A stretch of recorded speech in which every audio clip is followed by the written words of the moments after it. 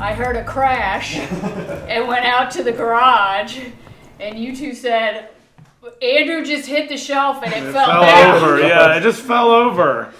And then when I went out there later after calling Dad and yelling at Dad because his two children pulled down the shelf in the garage and made a mess.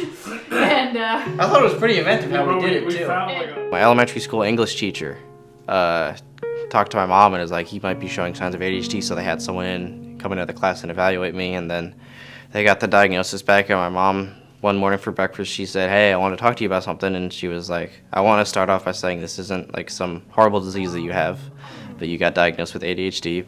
And she was just like, it's not anything bad, it's just you're a little bit different than other people. So once we received the diagnosis of inattentive ADHD, I was not very educated on inattentive ADHD. I knew what ADHD was, and I had studied ADHD medications as part of my previous research, but my view of ADHD was probably what most people think about it, which is hyperactive little boys. I had to do a lot of learning about what inattentive ADHD was in order to be able to help Andrew. I was more confused, like, what is it, like, what's going on, what do I have?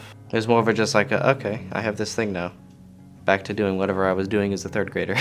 My brain is like an overstuffed garbage can. There's a lot of stuff going on, a lot of junk, and a lot of actual good things that you might accidentally throw away.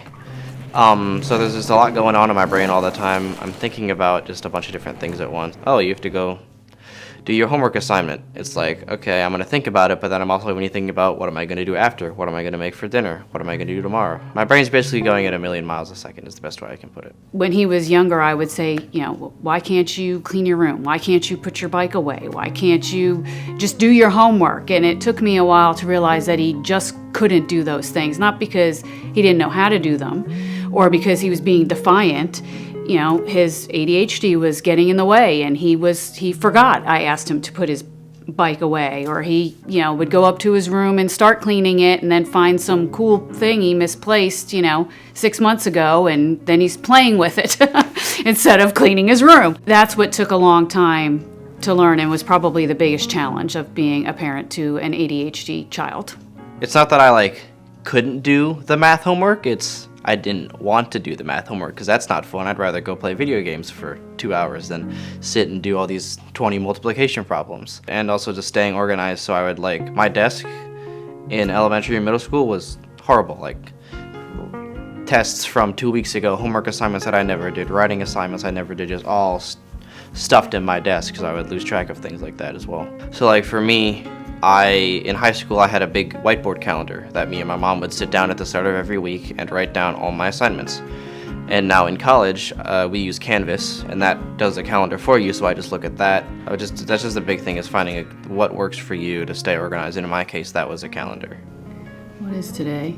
27th. Oh, there you go. What do you got going on in December?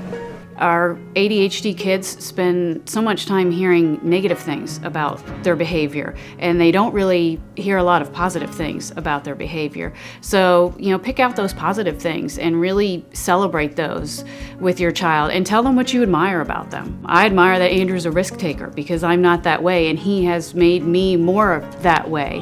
And I think he truly lives life because he's not afraid to go out and to do things. And I've learned a lot by trying to be a little bit more like Andrew. I would not be as successful without my mom, so she is definitely the biggest, like, supporter. I mean, they all support me, but she was the one that was the most involved. I think part of that's because of her neuroscience. She was, like, picking my brain at how I actually work as well.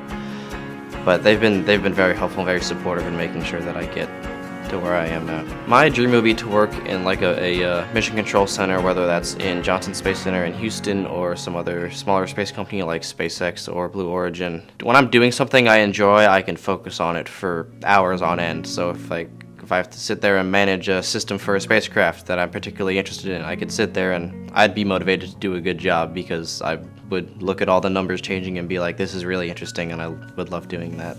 Best advice I could give is to find what works for you, because we all work differently, and don't be afraid to fail. Yeah, it has its downsides, like there's been times where I don't want to do this homework assignment. But then I'm like, my ADHD is the reason I have this interest in why I'm going to school. So that kind of outweighs the the feeling of I don't want to get this done. It's like if I get this done, well, one, I can have more free time, and then it gets me that little bit closer to doing something that I actually want to do in my life. My big passion is space flight. That's what I'm going to school for, and I've always just loved it. So my motivator is I want to do this thing that I've been in love with since I was a little child.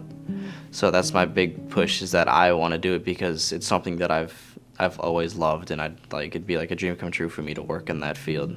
Not bad, my boy. My big boy, my baby boy. Not so baby anymore. Yeah, I know.